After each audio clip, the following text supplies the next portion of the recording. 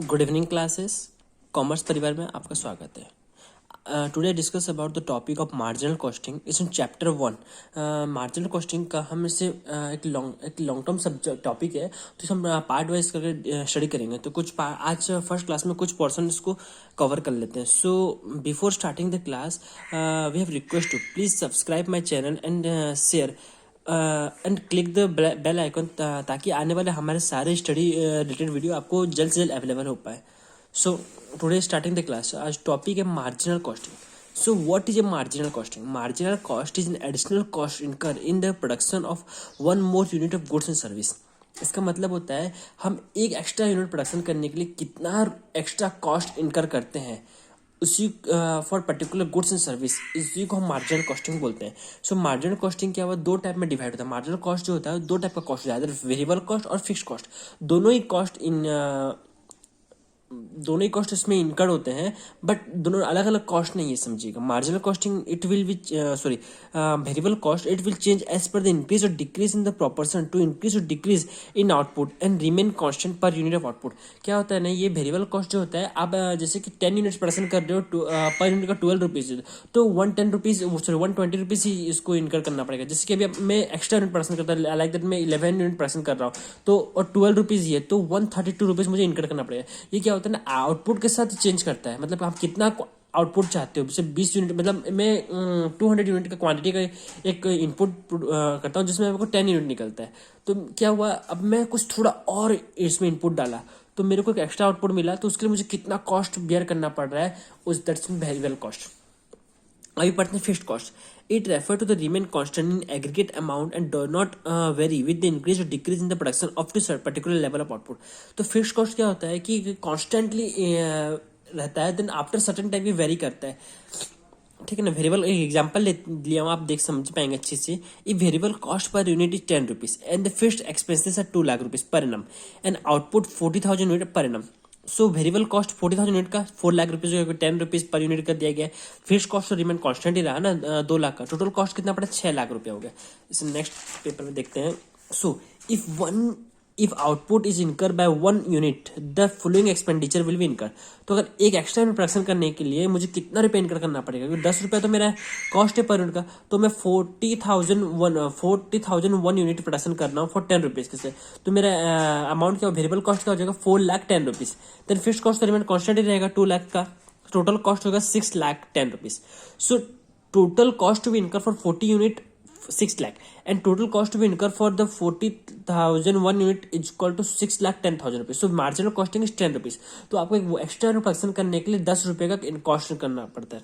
सो इसी हिसाब से मार्जिनल कॉस्टिंग को हम वेरिएबल कॉस्टिंग भी बोलते हैं, या डायरेक्ट कॉस्टिंग, वॉल्यूम कॉस्टिंग और एक्टिविटी कॉस्टिंग। मतलब क्या होता है ना, ये आउटपुट करोगे तो डायरेक्टली इनकर होगा ही होगा इस चीज के ऊपर, आप इसको रोक नहीं सकते। जैसे हम बोलते हैं ना, एक नॉर्मल आइडल टाइम को रोक नहीं सकते, उसी तरीके से फॉर्मूला एक मार्जिनल कॉस्टिंग का, इसे नोट डाउन कर लीजिए। Change in cost upon change in quantity. So कुछ बेनिफिट है मार्जिनल कॉस्टिंग का, आप देख लीजिए। Marginal costing is very useful for the profit planning. ये क्या होता है ना, बहुत ही हेल्पफुल होगा ऑर्गेनाइजेशन को for profit planning, because it guide the management about the profitability various level of production and sales. It is very valuable technique for decision making. ये मोस्ट इंपॉर्टेंट होता है डिसीजन मेकिंग के लिए, because without any amount of profit we will assume we can't take any decision because of future uncertain. So it provides the information to the management making the decision like the make or buy decision, selling price, fixation decision, extra. Make और bye decision मतलब क्या होता है ना कि कई बार company क्या करती है, as a raw material either खुद मैन्युफैक्चर कर लेती है या तो मार्केट से परचेज करती है, उसी को हम लोग बोलते हैं मेक और बाय। इसको आप आगे प्रीवियस क्लास में, और सॉरी इसके आगे क्लास में आप और पढ़ेंगे, नेक्स्ट क्लासेस में हम इसको डिस्कस करेंगे। So it provide the very useful technique like the break even point, cost volume profit analysis और PV ratio. Break even point मतलब होता है no profit no loss situation. Either आपका वेरिएबल ओनली आपका वेरिएबल कॉस्ट रिकवर हो पा रहा है, फिक्स्ड कॉस्ट कोई रिकवर नहीं हो रहा है। So under the variable costing contribution is determined by the sales in variable cost, ठीक है। इसका कुछ लिमिटेशन देख लीजिए। This technique is not suitable for external reporting, that is for tax authority where the marginal cost is not considered taxable profit. With the development of technology, fixed expenses is incurred and their impact on the production is much more than the variable expenses.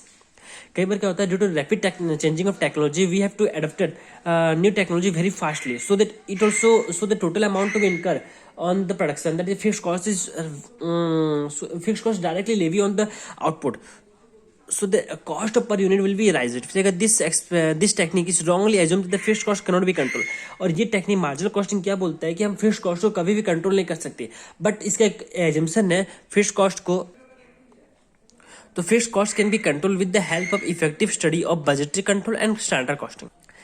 Cost volume profit analysis, ये भी एक budgetary marginal costing का part है. अब इसको देखिए, cost volume profit analysis is the study the variation in cost and profit in relation to change in volume output.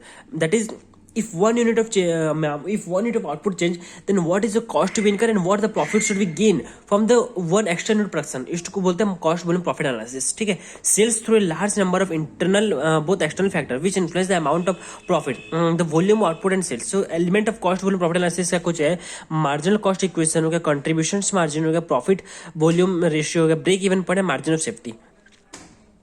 इसको हम आगे क्लासेस में डिस्कस करते जाएंगे पॉइंट टू पॉइंट्स. अभी आप देखिए मार्जिनल कॉस्ट इक्वेशन. ठीक है, sales is equal to variable cost plus fixed expenses at plus और माइनस प्रॉफिट और लॉस. एज प्रॉफिट हुआ है तो प्लस और लॉस हुआ है तो माइनस. ठीक है, और एक फॉर्मूला होता है sales minus variable cost is equal to fixed cost plus fixed cost expenses plus minus profit and loss. ठीक है, देन आगे पढ़ते हैं कॉन्ट्रीब्यूशन. पॉइंट सेकंड है contribution margin. So contribution is the difference between the sales minus variable cost और marginal cost. ठीक है ना, it contribute toward the fixed expenses and profit. मतलब कंट्रीब्यूशन जो होता है वो toward the fixed cost and expenses, वो फिक्स्ड कॉस्ट और expenses fixed cost and profit का कॉम्बिनेशन को हम कंट्रीब्यूशन बोलते हैं. ठीक है, contribution is equal to selling price minus marginal cost और fixed expenses plus profit and loss और सेल्स इनटू पीवी रेशियो होता है. इसका कुछ मैंने प्रॉफिट्स के फॉर्मूलाज लोग नोट डाउन किया, आप इसे देख लीजिए, बिकॉज ये formula is most important for next classes, so please keep mind it. Profit is equal to sales minus total cost, और profit is equal to sales minus variable cost plus fixed cost, और contribution minus fixed cost बोल सकते हैं. Margin of safety into PV ratio को भी PV ये ला बोलते हैं प्रॉफिट. इसको निकाल सकते हैं. मार्जिन ऑफ सेफ्टी जो रहेगा आपका, मार्जिन ऑफ सेफ्टी क्या होता है ना, is the difference between the actual sales minus break even point sales. जिसकी ब्रेक इवन पॉइंट मैं आपको बताया, नो प्रॉफिट नो लॉस. मतलब ब्रेक इवन पॉइंट हम कितना यूनिट सेल करेंगे जो हमारा no profit no loss situation आएगा. ठीक है ना. देन नेक्स्ट क्लास में डिस्कस करने वाले हैं प्रॉफिट वॉल्यूम रेशियो. सो आज के लिए इतना ही क्लास. Thank you class. आपको कुछ डाउट है तो आप पूछ सकते हैं, अदरवाइज कमेंट सेक्शन में आप मेंशन कर दीजिए, मैं आपको बता दूंगा.